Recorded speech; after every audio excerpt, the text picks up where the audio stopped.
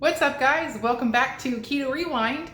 I'm Jess, and today is week two, day 8 of the Keto Rewind Clean 30. So congrats, it's the second week.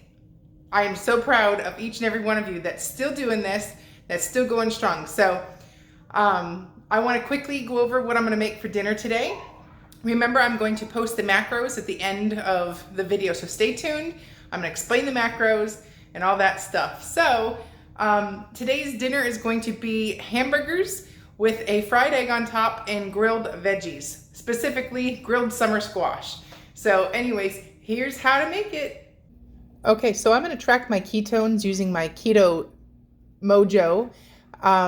It tracks both glucose and ketones, and it's pretty easy. I do this to see what foods impact my levels, just to be more aware. This is completely optional. I just find this far more effective than the urine strips. So I personally would recommend a keto-mojo over any type of urine testing strip. It's just far more accurate. So start with the blue blood glucose strip, and you want a clean finger. I'll post a link down below of more details on exactly why I do everything.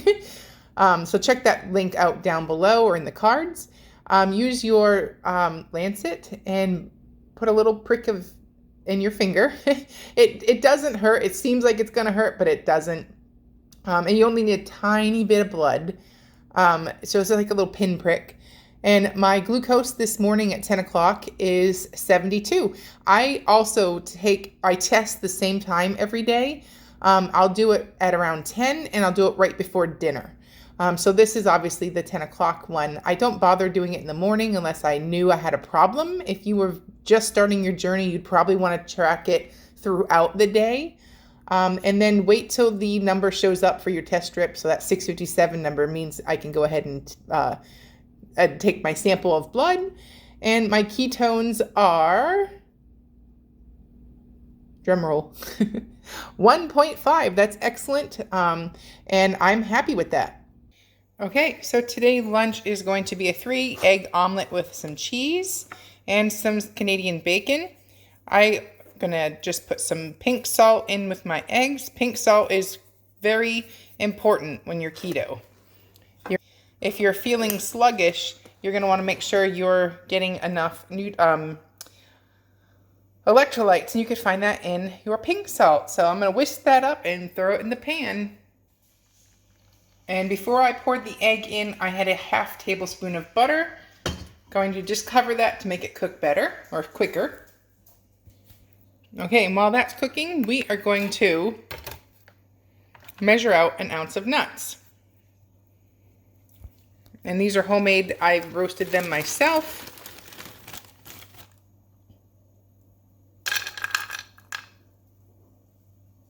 We'll cut 1 1/8. So there is an ounce of nuts. Okay, we flipped the omelet, and now we're just going to add a 1/4 cup of cheese. All right, so we're going to zero out the nuts, and we're looking for 28 grams of cheese. Oops, we got to switch that to grams.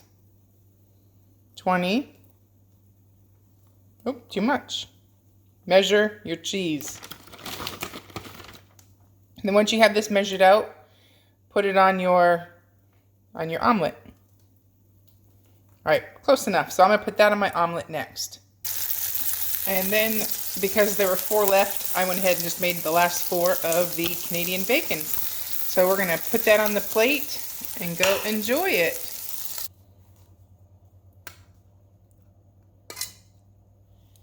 All right, and there is your finished product. An ounce of nuts, 4 slices of Canadian bacon, and a cheddar cheese omelet, 3-egg omelet. Okay, it is coffee time. I do the same thing every day. It's black coffee, unflavored collagen, and 2 tablespoons of heavy whipping cream. I'll spare you the process, and we'll move right on to dinner. Okay, these are grass-fed patties. They're 3rd pound. They're frozen.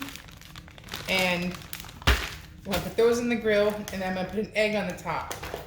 Okay, so now we're gonna make hamburgers with, well, also you wanna have a hand and, you'll wanna have paper and pencil to write down the amounts if you're measuring.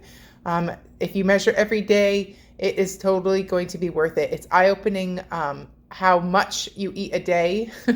So I'm doing zucchini and squash. I'll get a grand total of both, and I will log that in. And this is going to feed 4 people again, my 2 kids and my husband and I.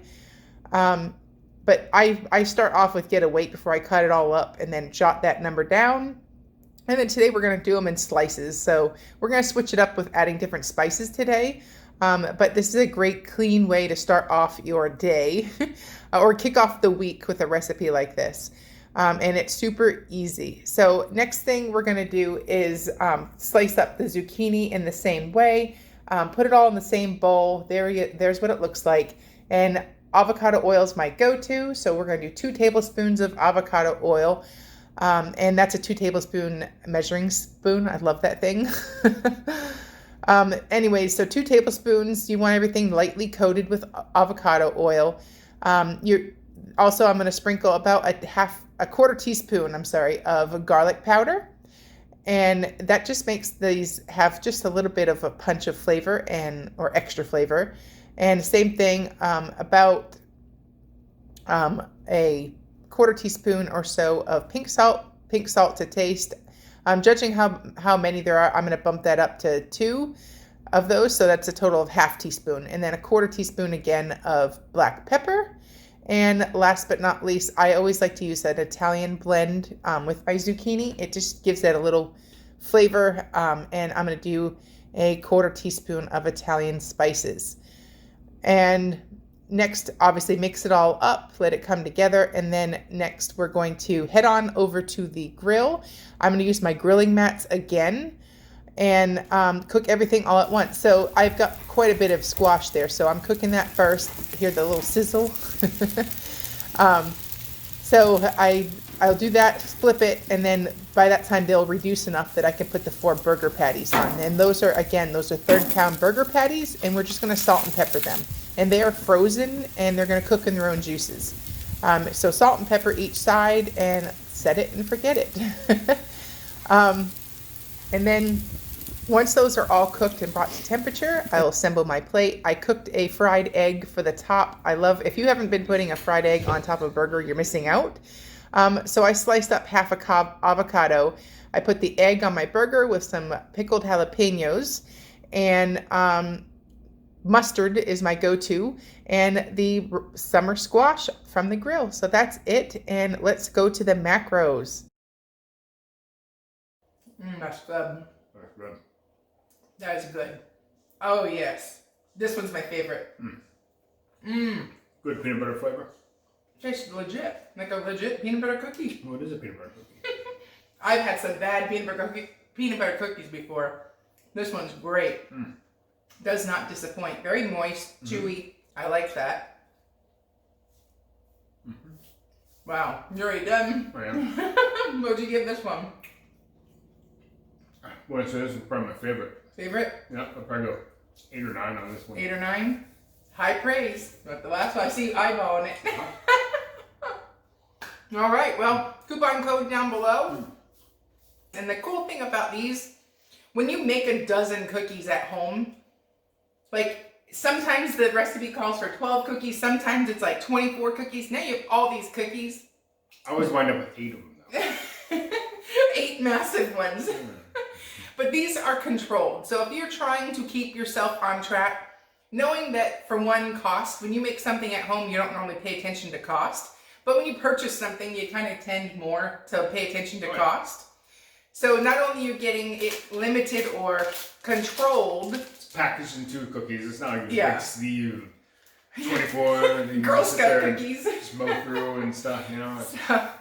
So it's a good way to stay on track and with a little bit of control that you wouldn't normally have. So that's cool. And the fact that they're using clean ingredients, that's my way to snack. So if you're going to indulge in a perfect keto cookie and don't sweat it, right? Yeah. All right.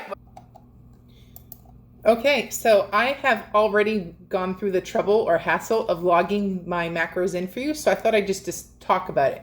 So breakfast was a 3 egg and cheese omelet with Canadian bacon, and it was cooked in butter. And then I also had a, well, let's start. I forgot to add in my ounce of nuts. So let me add that on real quick. Pecans with 1 ounce of nuts. There we go. So that sounds more like it. So anyways, that's what I had for breakfast. Dinner was the grass-fed patty, which was a 1/3 pound raw. So I entered that in raw. The squash, that's wrong because I had 2 tablespoons total. So I actually had 7 milliliters of fat here. So sorry, I had a few mistakes. I was going quick. So anyways, it was a half an avocado. I put a fried egg on top. Mustard I consider free because it really has nothing in it. And then when I make my dinner, I usually have my coffee. So that's something I had previously already set up. And then for dinner or dessert, I had one of the Perfect Keto peanut butter cookies. So overall for the day, I had 1,235 of my 1514 calories. That's spot on where I want to be. 91 grams of my 95 grams of protein, a little over in fat, but I'm okay with that. I did exercise 11 of my 19 grams of net carbs. So pretty successful day. If you want to see how to log this individually, you can check some of my previous videos from week 1 where I went step by step. And I will see you tomorrow. Okay, so I hope you enjoyed this video. Congrats on making through another day eating clean and learning how to live the keto lifestyle. I hope this video was easy and just let you know how simple it really is to eat keto. So I'll see you tomorrow at day 9. I'm Jess, you're watching Keto Rewind. Bye-bye. Don't forget to subscribe.